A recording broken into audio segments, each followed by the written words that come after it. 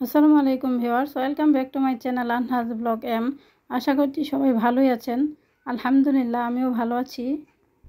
আজকের আয়োজনে আপনাদের জন্য থাকছে সেরা স্বাদের পাবদা মাছের তরকারি রান্না।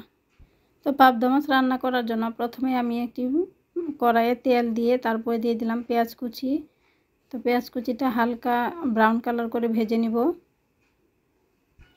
এভাবে পাবদা মাছ রান্না করলে এর টেস্ট অনেক ভালো হয়, খেতে খুব দারুণ হয়। তো আপনারা কিন্তু না খেলে বুঝতেই পারবেন না। তো আমি পেঁয়াজটা ব্রাউন কালার করে ভেজে নিয়ে তারপরে হাফ চা চামচ হলুদ গুঁড়া দিলাম, 1 চা চামচ মরিচ গুঁড়া, 1 চা চামচ লবণ, 1 চা চামচ পেঁয়াজ বাটা। তো এবারে মশলাটা আমি ভালোভাবে কষিয়ে নিব।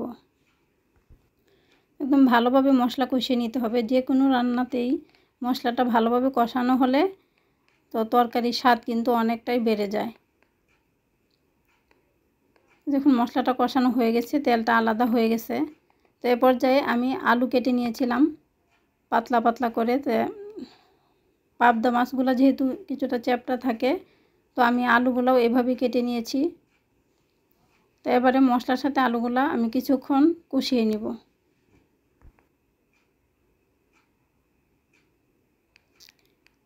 তো এবারে 5 মিনিটের জন্য ঢেকে রাখবো। তো দেখুন আলুগুলো আরও অনেকটা মাখা মাখা হয়ে গেছে, তার মানে আলুগুলো কষানো হয়ে গেছে। এ পর্যায়ে আমি দিয়ে দিচ্ছি টমেটো। তো টমেটোগুলোও আমি এরকম পাতলা পাতলা করে চ্যাপ্টা করে কেটে নিয়েছি। এবারে টমেটোগুলোও আমি কিছুক্ষণ ভেজে নেব।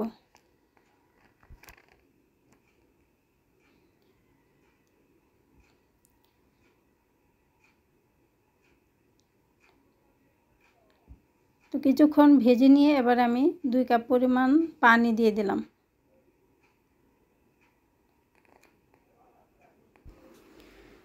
তো এবার আমি মাছগুলো উপরে বিছিয়ে দেব।